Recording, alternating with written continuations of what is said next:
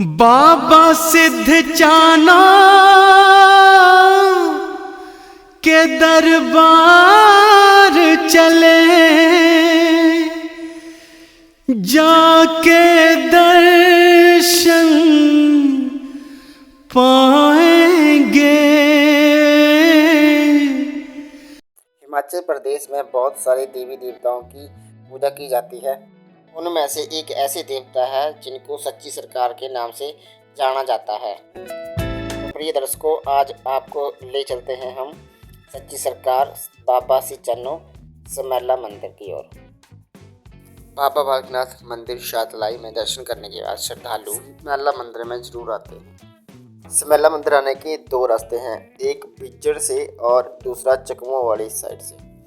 बिज्जड़ से आप 7 किलोमीटर समेला मंदिर का रास्ता है, और अगर आप चकमों साइड से आते हैं तो चकमों से 3 किलोमीटर का रास्ता है।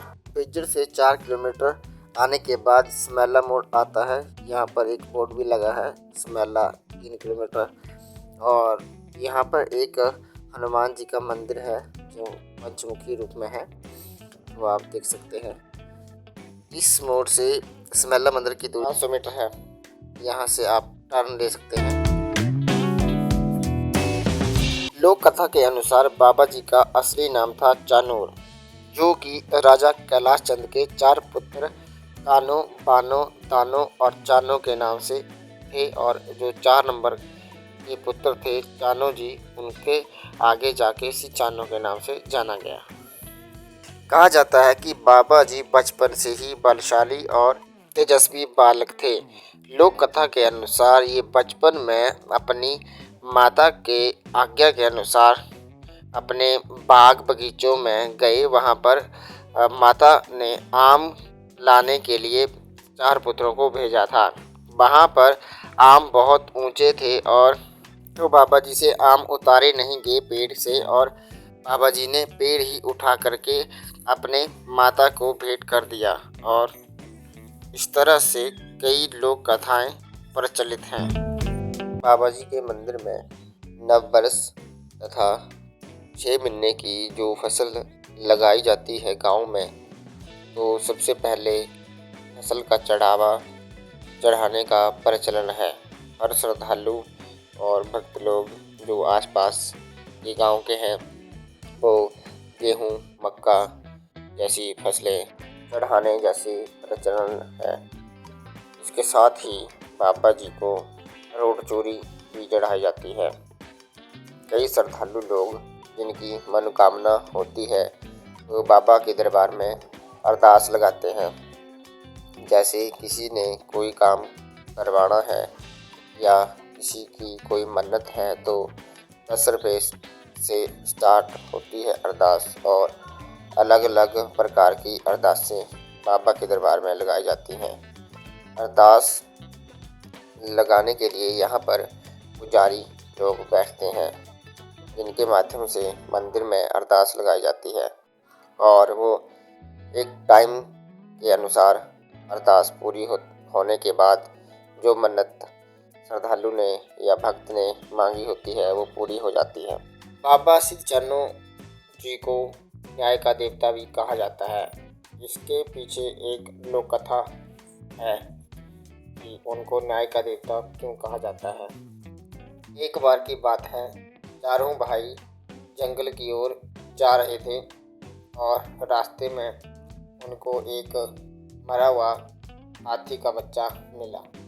तो चारों भाइयों में से सबसे बड़े भाई ने छोटे को आदेश दिया कि आप रास्ता क्लियर करो। तो दूसरे भाई ने उससे छोटे भाई को आदेश दिया कि तुम रास्ता साफ करो। तो सबसे लास्ट में चानो जी थे, उनको आदेश मिला कि आप रास्ता साफ करो और इस हाथी के बच्चे को हटा दो ताकि हम यहाँ से आगे जा सकें।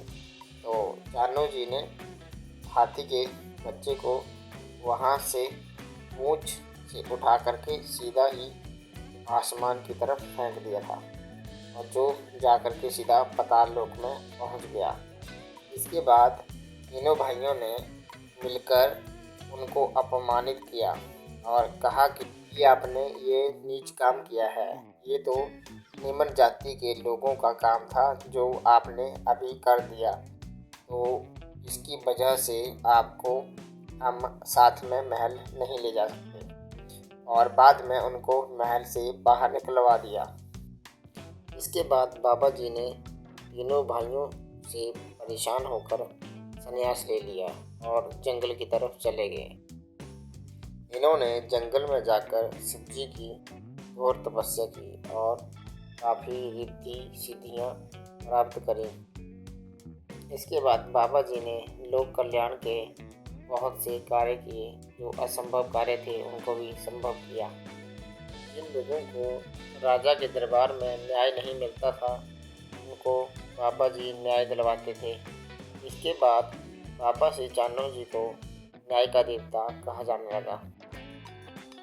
यहाँ के लोगों की मान्यता है कि जैसे किसी को बाबा जी का खोट दोष निकलता है तो लोग यहाँ पर मुर्गा और मुर्गी को भी चढ़ाते हैं।